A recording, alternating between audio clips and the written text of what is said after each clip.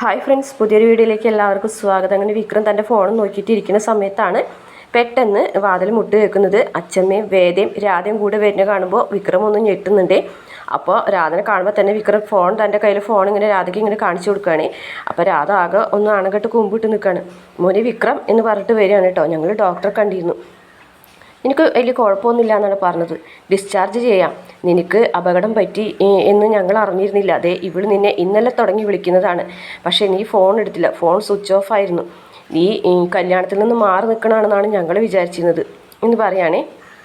അപ്പോൾ വേദ പറയുന്നുണ്ട്, നാളത്തെ ഒരു ദിവസത്തിന് വേണ്ടിയിട്ട് നിങ്ങൾ മാറി നിൽക്കുന്നതാണെന്നാണ് വിചാരിച്ചത്. പക്ഷേ ഈ അപകടം പറ്റിയെന്ന് അറിഞ്ഞിരുന്നില്ല. പക്ഷേ അപകടം പറ്റിയത് ഇവിടെ ചില ആൾക്കാർ മറച്ചു വെച്ച് നിൽക്കായിരുന്നു എന്ന് പറയാൻ കേട്ടോ. അപ്പോൾ രാധൊന്നും മിണ്ടാതെ തല കുമ്പിട്ട് നിൽക്കുകയാണ്. വിക്രൻ്റെ ദേഷ്യത്തോടു കൂടിയിട്ട് രാധനെ നോക്കുന്നുണ്ട്. എന്നിട്ട് പറയുന്നുണ്ട്, നിനക്ക് ഒരു കുഴപ്പമില്ല, നീ എന്തായാലും വീട്ടിലേക്ക് വായോ. ഈ വിവാഹം നടത്താമെന്ന് തീരുമാനിച്ചതേ ഞാനാണ്, പിന്നെ നിൻ്റെ വീട്ടുകാരും ഈ കുട്ടിയുടെ വീട്ടുകാരും. അപ്പോൾ എന്തായാലും എൻ്റെ മോൻ മറ്റുള്ളവരുടെ മുന്നിൽ നാണം കെടാതെ നോക്കേണ്ടത് എൻ്റെ കടമയാണ്. അത് ഞാൻ ചെയ്തിരിക്കും. അതുകൊണ്ട് നാളത്തെ ചടങ്ങ് ഉറപ്പായിട്ട് നടക്കും. ഇവളുണ്ടല്ലോ, ഇവള് നിന്നെ ഒളിപ്പിച്ച് വെച്ചിരിക്കുകയായിരുന്നു. അത് ഞങ്ങൾക്ക് മനസ്സിലായി. നിന്നെ ഇതുപോലെ ഒളിപ്പിച്ച് വെച്ചതിന് 2 അടി ഇവളെ കൊടുത്തിട്ട് പുറത്തേക്ക് ഇറങ്ങി വന്നു പറഞ്ഞിട്ട് അച്ഛമ്മ പോകും. അന്നേരം വേദ പറയുന്നുണ്ട്, അതേ മോനെ വിക്രു, വാ നമുക്ക് പോകാം. നാളത്തെ ദിവസം ഓർമ്മയുണ്ടല്ലോ, ഈ കഴുത്തിലെ ഒരു മിന്നി വീട്ടിൽ കെട്ടേണ്ടതാണ്. ഈ താലി മാറ്റിയിട്ട് ഇതൊരു മാലയിൽ കോർത്തിടേണ്ടതല്ലേ. നാളെ സന്തോഷത്തോടു കൂടിയിട്ട് വായോ. സന്തോഷത്തോടു കൂടിയിട്ട് നിൻ്റെ കഴുത്തിൽ താലി കെട്ടാൻ വരെ. പിന്നെ ഞാൻ ഈ കുരുക്കെങ്ങനെ അഴിച്ചെടുക്കാമെന്നാണ് ഞാൻ ആലോചിക്കുന്നത് എന്ന് പറയൂട്ടോ. അങ്ങനെ പറഞ്ഞു കേൾക്കുമ്പോൾ രാധയ്ക്ക് സന്തോഷമാവട്ടോ. രാധ ചിരിക്കിനാണ്. അപ്പോൾ വേദ പറയുന്നുണ്ട്, അതൊന്നും നടക്കൂല മോനെ വിക്രം, ഇത് തീരുമാനിച്ചിരിക്കുന്നത് അച്ഛമ്മയാണ്, അതുകൊണ്ട് അത് നടത്തിയിരിക്കും. മോളെ മുഖം അങ്ങോട്ട് തെളിഞ്ഞല്ലോ എന്ന് രാധനോട് വേദ പറയാണ് കേട്ടോ. ആ തെളിച്ചൊന്നും വേണ്ട, വെറുതെ ആവശ്യമില്ലാത്തൊന്നും ചിന്തിക്കേണ്ട, നാളത്തോടുകൂടി എല്ലാം കലങ്ങി തെളിയും, വാ വിക്രു എന്ന് പറഞ്ഞിട്ട് വിക്രമിനെ വിളിച്ച് പുറത്തേക്ക് പോവുകയാണ്. ഇതേ സമയം വീട്ടിലെ അമ്മയാണെന്നുണ്ടെങ്കിൽ ആകെ ടെൻഷൻ അടിച്ച് നിൽക്കുമ്പോൾ അച്ഛൻ വഴക്ക് പറഞ്ഞു, ഈ എന്തിനാണ് വെറുതെ ആവശ്യമില്ലാത്ത കാര്യങ്ങളൊക്കെ ആലോചിച്ച് ടെൻഷൻ അടിച്ച് നിൽക്കുന്നത്, ഇതിപ്പോൾ ആദ്യത്തെ സംഭവം ഒന്നുമല്ലല്ലോ എന്ന് പറയട്ടോ. ഇന്നലെ രാത്രി മുഴുവൻ അവനെ കാണാനില്ല, ഞാൻ പറയാഞ്ഞിട്ടാണ്. ഇതിപ്പോൾ എവിടെ പോയാണെന്ന് എങ്ങനെ അറിയും. അപ്പോൾ നമ്മളെ നന്ദിനി വന്നിട്ട് പറയുകയാണ്, അതെ അച്ഛാ, ഇത് അപകടമോ വേറെ ഒന്നുമല്ല, അവൻ മാറി നിൽക്കുന്നതാണ്. അമ്മ ഒന്നും പറയുന്നത് പോലെയല്ല. അവൻ ഇപ്പോഴും വേദനയായിട്ടൊരു ജീവിതമൊന്നും തുടങ്ങിയിട്ടില്ല, വേദന അവന് ഇഷ്ടമല്ല, അവർ രണ്ടുപേരും അഭിനയിക്കുകയാണ് എന്നൊക്കെ പറയും. അന്നേരം കമല പറയുന്നുണ്ട്, നിനക്കാണോടി അതിൻ്റെ തീർപ്പ്. അപ്പം അച്ഛൻ പറയുന്നുണ്ട്, അതെ, നീ എന്തിനാണ് അവളോട് ചാടിക്കടിക്കുന്നത്, അവൾ പറഞ്ഞത് സത്യമല്ലേ, അവർ എന്താണ് തീരുമാനിച്ചിരിക്കുന്നത് നമുക്കറിയില്ലല്ലോ എന്നൊക്കെ അച്ഛൻ പറയുന്നുണ്ട്. അപ്പോൾ നന്ദിനി പറയുന്നത്, ഇതൊക്കെ അഭിനയമാണ്. അതെ, അവർ രണ്ടുപേരും സ്നേഹത്തോടെ ജീവിക്കുന്നുണ്ടെന്ന് അമ്മയും അവളുടെ മുത്തശ്ശിയും മാത്രമേ വിചാരിക്കുന്നുള്ളൂ, പിന്നെ ഇവിടുത്തെ അച്ഛമ്മയും. അല്ലാണ്ടൊന്നും ആരും അങ്ങനെ ചിന്തിക്കുന്നില്ല, അവർ നമ്മളെ പറ്റിക്കുക തന്നെയാണ് എന്ന് പറയാം കേട്ടോ. അപ്പോഴേക്കും വിക്രം വേദം വരികയാണ് കേട്ടോ. അപ്പോൾ വിക്രം വീഴാൻ പോകുന്ന സമയത്ത് വേദ പിടിക്കുമ്പോൾ കൈ തട്ടി മാറ്റുന്നുണ്ട്. അപ്പോൾ അച്ഛൻ പറയട്ടാ, സർക്കസ് കളിക്കാതെ കയറി പോടാ അവളുടെ കൈ പിടിച്ചിട്ടെന്ന് പറയട്ടോ. അപ്പോൾ വേദ പറയും, വേണമെങ്കിൽ എൻ്റെ കൈ പിടിച്ചോ, അല്ലെങ്കിൽ അച്ഛമ്മ വേതാളത്തിൻ്റെ പുറകിൽ കെട്ടിത്തൂക്കിയിടുന്നത് പോലെ എൻ്റെ പുറകിൽ നിങ്ങളെ കെട്ടിത്തൂക്കിയിടും, വായു എന്ന് പറഞ്ഞിട്ട് കൈ അങ്ങനെ പിടിച്ച് അകത്തേക്ക് ചെല്ലുമ്പോഴേക്കും കമലാമ്മ ഓടി വരുന്നുണ്ട്. എന്താ പറ്റിയത് മോനെ എന്ന് പറയാൻ കേട്ടോ. അപ്പോൾ അച്ഛൻ പറയുന്നുണ്ട്, വല്ലവരെ തല്ലാനും കൊല്ലാനൊക്കെ നടക്കുമ്പോഴേ ഇതുപോലുള്ള കാര്യങ്ങളൊക്കെ ഉണ്ടാവും, അത് പുതുമയുള്ള കാര്യമൊന്നുമല്ലല്ലോ എന്ന് പറയട്ടോ. അപ്പോൾ അച്ഛൻ പറയും, എടാ, കാര്യം അറിയുന്നതിന് മുമ്പ് നീ ഇങ്ങനെ വിധിക്കല്ലേ, അവനൊരു ആക്സിഡൻറ്റ് സംഭവിച്ചതാണ് എന്ന് പറയട്ടോ.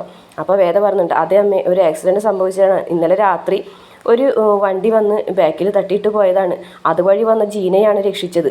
അപ്പോൾ അച്ഛൻ പറയും, എന്നിട്ടേ അവൾ പറയാതെ ഒളിച്ചു വെച്ചിരിക്കുകയായിരുന്നു. ആര്, ജീനയോ എന്ന് നന്ദിനി ചോദിക്കുക. അല്ല, രാധ എന്ന് പറയും. നീ പോയി അകത്ത് കിടക്കടാ എന്ന് പറയട്ടോ. അപ്പോൾ വേദ അങ്ങനെ പിടിക്കുമ്പോഴേക്കും തട്ടി മാറ്റിയാണ് കേട്ടോ കൈ എല്ലാവരും മുന്നിൽ വെച്ചിട്ട്.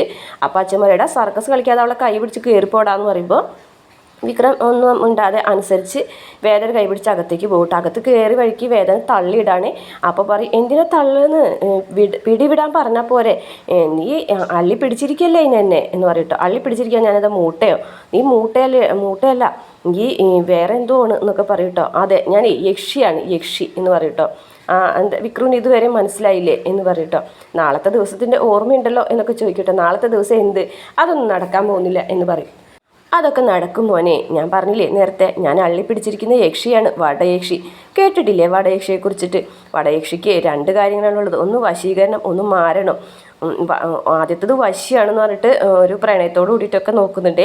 അതിനുശേഷം മാരനാണെന്ന് പറഞ്ഞതിന് ശേഷം വേദ ഒരു മന്ത്രമൊക്കെ ചൊല്ലുന്നുണ്ട് കേട്ടോ. യക്ഷി യക്ഷി ആഹി ആഹി എന്നൊക്കെ പറഞ്ഞിട്ടൊരു മന്ത്രം ചൊല്ലിയിട്ട് ഇങ്ങനെ ആവാഹിച്ച് വിക്രത്തിന് എടുക്കുന്നത് പോലെ വിക്രത്തിൻ്റെ അടുത്തേക്ക് ചെല്ലുമ്പോൾ വിക്രം പേടിച്ച് കിടക്കയിൽ ഇരുന്ന് പോകുകയാണ്. എന്നിട്ട് ആ മന്ത്രം ചൊല്ലി കഴിയുമ്പോൾ വിക്രം ഇങ്ങനെ മനസ്സിലിങ്ങനെ പേടിച്ച് വിറച്ച് നിൽക്കുകയാണ് കേട്ടോ.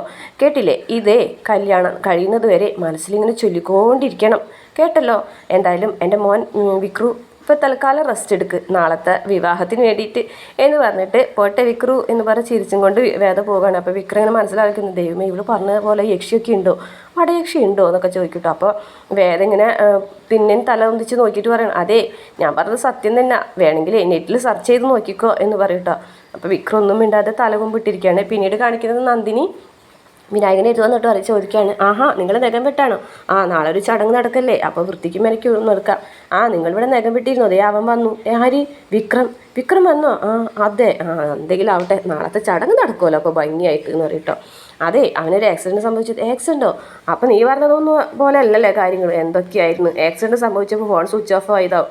ഫോൺ സ്വിച്ച് ഓഫ് ചെയ്ത് അവൻ നാട് വിട്ടു, കല്യാണത്തിന് താല്പര്യമില്ല, അവൻ്റെ വാക്കൊക്കെ കേട്ടിട്ട് നീ ഇങ്ങനെ വെല്ലുവിളിക്കാൻ പോകേണ്ട വല്ല കാര്യം ഉണ്ടായിരുന്നു എന്ന് പറഞ്ഞ് നിൽക്കുന്നത് കണ്ടിട്ട് ആ ഒരു സമയത്ത് അച്ഛമ്മയോടേക്ക് കയറി വരികയാണ്. ആ എടാ വിനായക, നിനക്ക് നാണയില്ലേടാ ഈ സമയത്ത് ഭാര്യനായിട്ട് ഇവിടെ ഇരുന്ന് കുറുങ്ങ, ഇവിടെ എന്തൊക്കെ കാര്യങ്ങൾ ചെയ്യാനുണ്ടടാ എന്ന് ചോദിക്കാനിട്ട്. അതച്ഛമ്മേ അത് പിന്നെ അതെ ഞാൻ കേട്ടു നിങ്ങൾ പറയുന്ന കാര്യങ്ങളൊക്കെ, ഇവളെ പറയുന്നത് കേട്ടിട്ടേ നീ ആടാൻ നിൽക്കണ്ട എന്ന് പറയട്ടോ. അയ്യേ അച്ഛമ്മ അപ്പോൾ ഒളിഞ്ഞു നോക്കുമോ എന്ന് ഒളിഞ്ഞു കേൾക്കുമോ എന്ന് ചോദിക്കണ്ട നന്ദിനി. എടി നിങ്ങളെ പറ്റിയാണ് നിങ്ങൾ പറയുന്ന കാര്യം ഞാൻ കേട്ടതെങ്കിൽ ഞാൻ മിണ്ടാതെ പോകും എൻ്റെ കാര്യം. പക്ഷേ നിങ്ങൾ മറ്റൊരാളെ കുറിച്ച് കുറ്റം പറഞ്ഞുകൊണ്ടിരിക്കണമെങ്കിൽ ഞാൻ എൻ്റെ 2 ചെവിയും തുറന്നിരുന്നത് കേൾക്കും, മനസ്സിലായല്ലോടി എന്ന് പറയട്ടോ. ശ്രീജയും വിശനും കൂടിയിട്ടേ കൊച്ചിനെ കൊണ്ട് പുറത്തു പോയിരിക്കുക.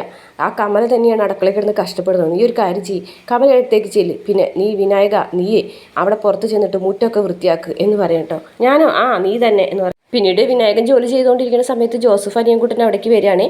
അപ്പോൾ പറയുന്നുണ്ട്, ആ വിനായകൻ ചേട്ടൻ നല്ല പണി കിട്ടില്ലേ, അനിയൻ്റെ 2ാം കെട്ടല്ലേ, അപ്പോൾ പണി എടുത്തോ എന്ന് പറയുന്നുണ്ട് കേട്ടോ ജോസഫ്. അപ്പോഴേക്കും അച്ഛമ്മ അങ്ങോട്ട് വന്നിട്ട് പറയുകയാണ്, എടാ നിൽക്കട അവിടെ, നീ എന്താടാ പറഞ്ഞത്? എന്തച്ഛമ്മേ? അനിയൻ്റെ 2ാം കെട്ടോ?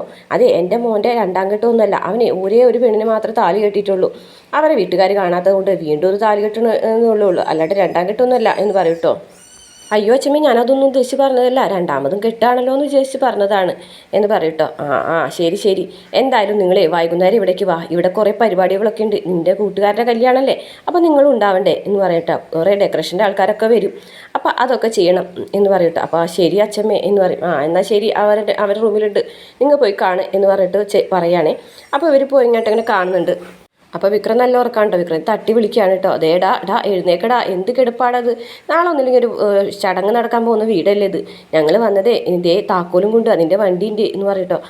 വണ്ടിക്ക് എന്തെങ്കിലും സംഭവിച്ചോ? വണ്ടിക്ക് എന്തെങ്കിലും സംഭവിച്ചാൽ കുഴപ്പമൊന്നുമില്ല, നിനക്ക് എന്തെങ്കിലും സംഭവിച്ചോ? എനിക്ക് കുഴപ്പമൊന്നുമില്ല, നീ ഇങ്ങനെ ചടഞ്ഞു കൂടി ഇരിക്കല്ലേടാ, നാളെ ഒരു ചടങ്ങ് നടക്കുന്നതല്ലേ, പിന്നെ ഞാൻ എന്താണ് തലം കുത്തി നിൽക്കണം, ഞാനൊന്ന് മര്യാദയ്ക്ക് എടുക്കട്ടെ, നിങ്ങൊന്ന് പോയേ. എടാ ഞങ്ങൾ വന്നത് ശ്രീനിവാസ സാർ പറഞ്ഞിട്ടാ. അത് സാറില്ല, ഒരു കാര്യം ചെയ്യ്, നിന്നെയും കൂട്ടി ചെല്ലാനാണ് പറഞ്ഞിരിക്കുന്നത്. എന്നെയും കൂട്ടി ചെല്ലാൻ? അതെ, ശരി ഞാൻ വന്നോളാം, നിങ്ങൾ വിട്ടോ എന്ന് പറഞ്ഞിട്ട് വിക്രം ഒന്നും കൂടെ അവിടെ എടുക്കുകയാണ്. എന്നിട്ട് ജോസഫിനെയും അനിയൻകുട്ടനെയും കാണുമ്പോൾ വേദ വന്ന് ചോദിക്കുന്നുണ്ട്, നിങ്ങളുടെ അഭിപ്രായം എന്താണ് ചോദിക്കാൻ കേട്ടോ. അല്ല ഈ അപകടം സംഭവിച്ചതാണോ അതോ ആരെങ്കിലും മനഃപൂർവ്വം ചെയ്തതാണോ എന്നാണ് ഞാൻ ചോദിക്കുന്നത്. അപകടം സംഭവിച്ചതാണോ അവൻ പറയുന്നതെന്ന് കാണിച്ചുകൊണ്ടാണ് എപ്പിസോഡ്